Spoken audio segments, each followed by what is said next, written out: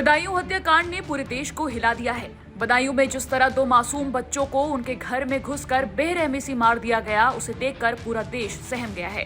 इस हत्या को अंजाम देने वाले दो आरोपियों में एक आरोपी साजिद को जहां पुलिस ने एनकाउंटर में मार गिराया, वहीं दूसरे आरोपी जावेद को भी यूपी पुलिस ने गिरफ्तार कर लिया है। हालांकि पुलिस की गिरफ्त में आए दूसरा आरोपी जावेद खुद को निर्दोष बता रहा है।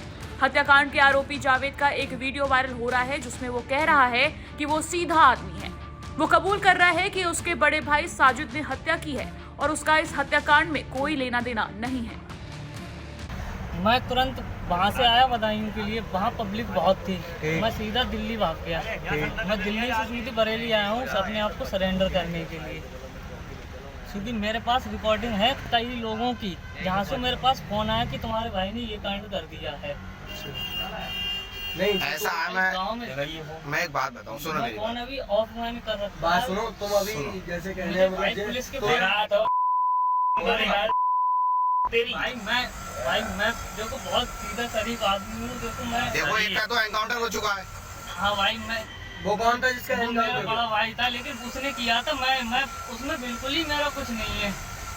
मेरा नाम जावेद है ना? मेरा नाम क्या नाम है तुम्हारा? मोहम्मद जावेद। मोहम्मद जावेद। जिला कौन सा है तुम्हारा? बदायूं जिला। ठीक है। 12 दिन ले चलो। मुझे भाई पुलिस के हवाले करवा दो, क्योंकि मैं बिल्कुल मेरा दोस्त भाई जिस घर में मर्डर हुआ है ना, वहाँ बहुत अच्छे ताल्लुकात थे हमारे, लेकिन आज तक यही नहीं पता चला। मैं खुद ये सोच रहा हूँ क्या हुआ। वहीं इस मामले में कई बड़े खुलासे सामने आ रहे हैं। बदायूं शहर की बाबा कॉलोनी में दो बच्चों की हत्या करने वाला साजिद पूरे परिवार को मिटाने की तैयारी से आया था। मोहल्ले वालों के मुताबिक जब वो दोनों बच्चों की हत्या करके जीने से नीचे उतर रहा था, तब तक आसपास के कई लोग ठेकेदार के घर के सामने पहुंच गए। जब उन्होंने आरोपी के हाथ में बड़ा सा चाकू देखा, तो उन्होंने आनन फानन ठेकेदार की पत्नी संगीता और मझले बेटे पीयूष को हाथ पकड़कर घर के बाहर खींच लिया। लेकिन इसी बीच साजिद भी भाग निकला। बता दें कि इस हत्याकांड का मुख्य आरोपी साजिद अलापुर थाना क्षेत्र के कस्बा सखानू का रहने वाला है। उसकी दुकानदार ठेकेदार विनोद ठाकुर के घर के सामने सड़क के दूसरी ओर है। वो करीब 2 साल से बाबा कॉलोनी में अपने बाल कटाने की दुकान चला रहा था। विनोद के तीनों बच्चे अक्सर बाल कटवाने जाते थे, जिससे साजिद का उनके घर आना जाना था। परिवार वालों को कभी ऐसा नहीं लगा था कि वो उनके घर में घुसकर इतनी बड़ी घटना को अंजाम दे देगा। मोहल्ले वालों का कहना है कि वैसे तो साजिद रोजाना रात के 9-10 बजे अपनी दुकान बंद करके सुखानू जाता था, लेकिन मंगलवार शाम करीब 4 बजे ही अपनी दुकान बंद करके चला गया। इस पर मोहल्ले वालों को आश्चर्य हुआ था। वो करीब 8 बजे दोबारा अपने साथियों को लेकर बाबा कॉलोनी पहुंचा। उस वक्त विनोद के घर में उसकी पत्नी संगीता, बड़ा बेटा आयुष, मझला पीयूष और सबसे छोटा बेटा आहान उर्फ हनी था। आरोपी अपने कपड़ों में चाकू छुपाकर अपने घर में पहुंचा। उस दौरान तीनों बच्चे नीचे खेल रहे थे।